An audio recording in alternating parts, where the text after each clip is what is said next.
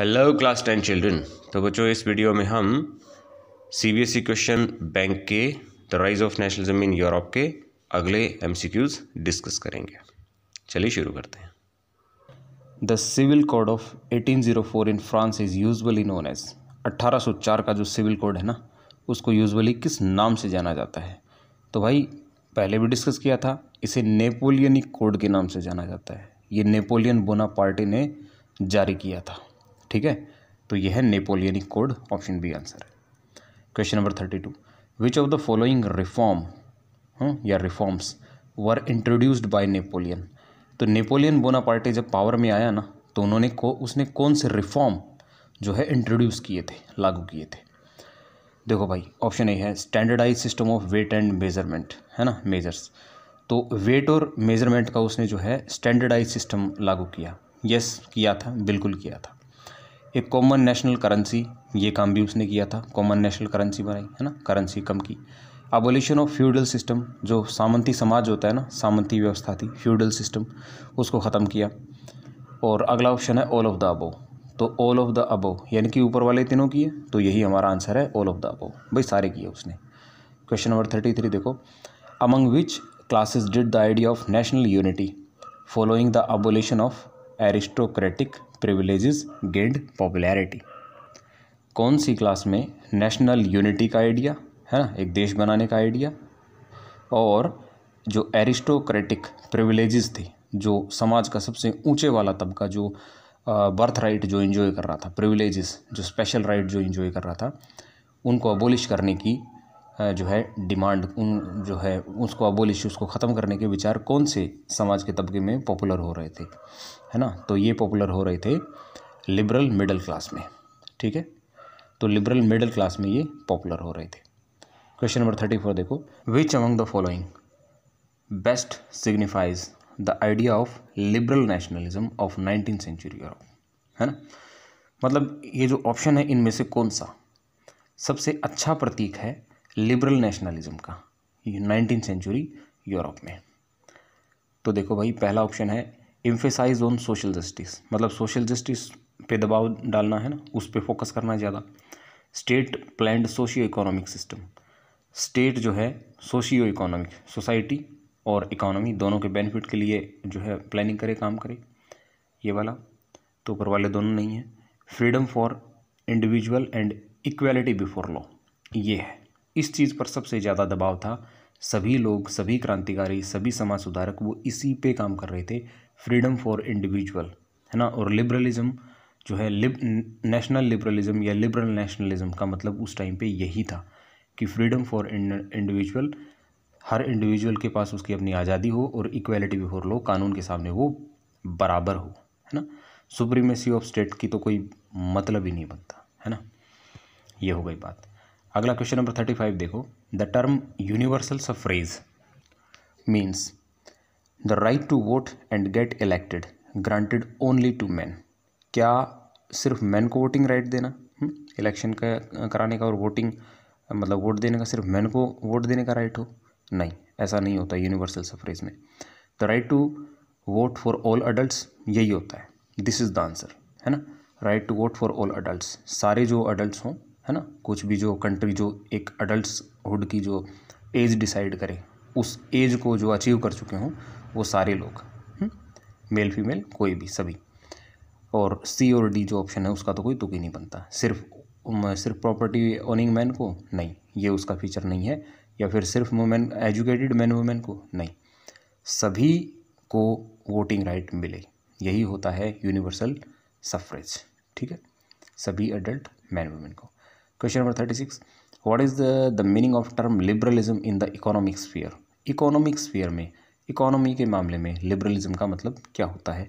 Freedom for individual and equality before law, भाई ये तो पॉलिटिकल स्फीयर में है। लिबरलिज्म का मतलब जो ऑप्शन ही है, ये आंसर नहीं है। State planned socio economic system, ये भी नहीं है। Freedom of market and abolition of state imposed restriction of trade, market free हों और अबोलिशन हटा दिए जाएं, स्टेट ने जितने भी रिस्ट्रिक्शंस, जितने भी पाबंदियां ट्रेड पर, व्यापार पर लगा दी रखी हैं, वो सारी हटा दी जाएं, यही आंसर है, यही ऑप्शन सही है। ऑल ऑफ द अबव का तो कोई मतलब ही नहीं बनता। तो ऑप्शन सी जो है ना वो आंसर है, यानी कि मार्केट फ्री होनी चाहिए। हर तरह की स्टेट ने भी, यानी कि जो राज्य ने जो भी रिस्ट्रिक्शन पाबंदियाँ व्यापार पे लगाई हैं वो सब हट जानी चाहिए। ठीक है, ये है इसका मतलब। तो ये आंसर है हमारा। इकोनॉमिक स्फीयर में लिबरल नेशनलिज्म का मतलब है मार्केट फ्री हो और व्यापार पर कोई भी पाबंदी ना हो। ठीक।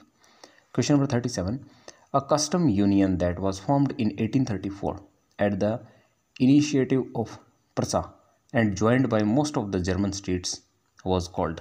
भाई 1834 में प्रसा की पहल पर क्या बना था, है ना, कौन सी एक बॉडी बनी थी? So that was जॉल्वरीन। जॉल्वरीन बनी थी। बहुत बहुत बहुत इंपॉर्टेंट है जर्मन यूनिफिकेशन के कंसेप्ट के अंदर, क्योंकि जॉल्वरीन एक इकोनॉमिक स्फीयर पे जो है एक एफर्ट किया गया था जर्मन यूनिफिकेशन के लिए। ठीक है, जर्मन यूनिफिकेशन सबसे पहले जो हुआ था वो इकोनॉमिक स्फीयर में ही हुआ था, है ना। और वो जो बॉडी बनाई गई थी ट्रेड बैरियर्स को हटाने के लिए वो जॉल्वरीन थी। प्रसा की पहल पर बनी थी और 1834 में बनी थी। क्या थी? जॉल्वरीन। ऑप्शन है। अगला देखो question 38, which of the following was not the feature of Zollverein. Zollverein का फीचर इनमें से कौन सा नहीं था? देखते हैं भाई। A custom union formed at the initiative of Prussia. भाई प्रसा की पहल पे बनी थी, ये बात तो सही है। The union abolished the tariff barriers, मतलब इस यूनियन ने क्या किया था? टैरिफ बैरियर्स, जो तरह तरह के जो टैरिफ लगते थे, अलग अलग जो टैक्सेस थे अलग अलग जगहों पे, वो बैरियर्स हटा दिए थे। बिल्कुल हटा दिए थे, बिल्कुल सही बात है ये। Reduce the number of currencies from 30 to 3। अरे नहीं यार, reduce the number of currencies from 30 to 2, है ना। 30 से वो 2 में कन्वर्ट करती थी, ना कि 3 में। ये गलत है, मतलब ये हमारा आंसर है। ठीक है। An example of unified economic territory, ये भी किया था।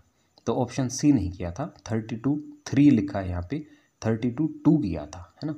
तो सी हमारा आंसर है यहाँ पे। क्वेश्चन नंबर 39 देखो, for what purpose Vienna congress was convened in 1815। 1815 में वियना कांग्रेस किस पर्पज़ के लिए, किस उद्देश्य के लिए बुलाई गई? ऑप्शंस देखते हैं क्यों बुलाई गई थी भाई। To declare completion of German unification. क्या जर्मन यूनिफिकेशन के लिए बुलाई गई थी? बिल्कुल भी नहीं, है ना भाई। वियना कांग्रेस का तो टारगेट यही था, उद्देश्य यही था कि भाई पावर का बैलेंस बनाना है।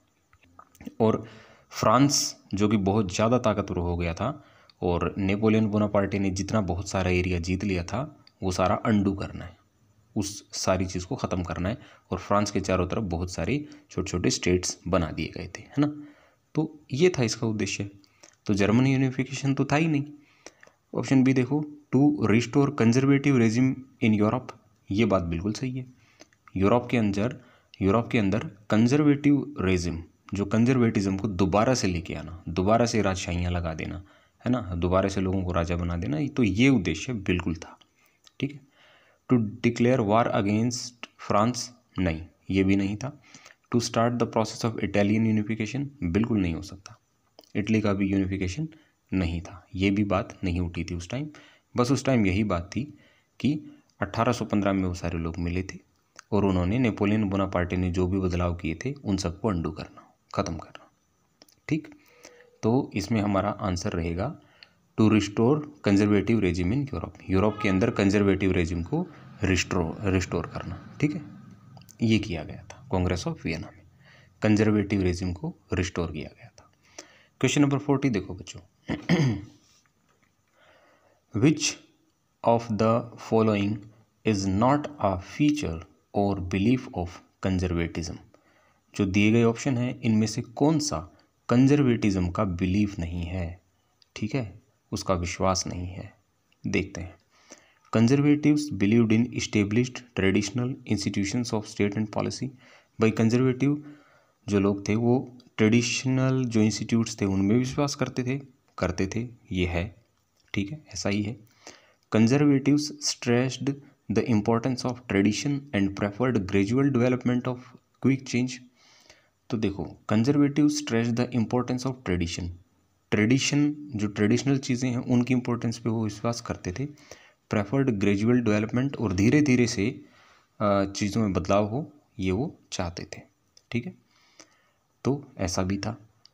ऑप्शन सी देखो, conservatives proposed to return to the society of pre revolutionary days.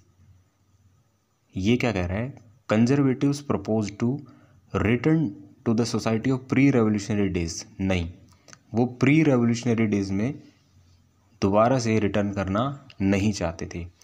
मैं आपको बता दूं बच्चों, ये वाला जो कंसेप्ट है ना, यह जो आपका चैप्टर है ना, rise of nationalism in Europe, इसमें 2.3 a new conservatism after 1815 page number 10 पे ये कंसेप्ट लिखा हुआ है।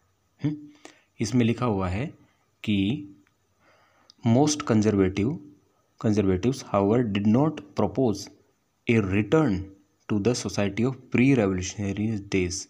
डिड नॉट प्रपोज यानी कि वो नहीं चाहते थे क्रांति से पहले के दिनों में जाना। ठीक है, तो वो नहीं चाहते थे ऐसा, है ना।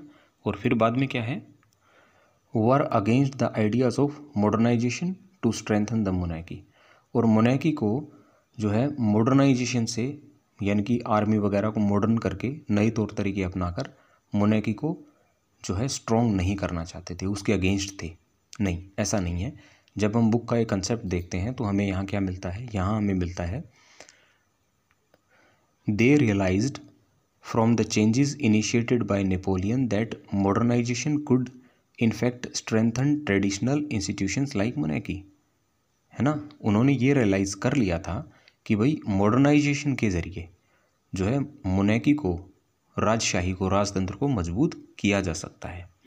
तो सी की दोनों ही बातें यहाँ पे गलत हैं, तो सी ही हमारा आंसर है। ठीक है, और conservatives believed in the monarchy, church और सोशल हायरार्की, तो इसमें तो विश्वास वो करते ही थे, है ना। तो सी वाली बात गलत है, सी हमारा ऑप्शन है। कंजर्वेटिव जो है propose to return to society of pre revolutionary days, यानी कि उन्होंने प्रपोज किया कि प्री रेवोल्यूशनरी डेज में वो रिटर्न करना चाहते, नहीं ऐसा नहीं चाहते थे। और मॉडर्नाइजेशन की इम्पोर्टेंस भी वो समझ गए थे, तो सी हमारा आंसर है। अगले क्वेश्चंस हम अगले वीडियो में डिस्कस करेंगे।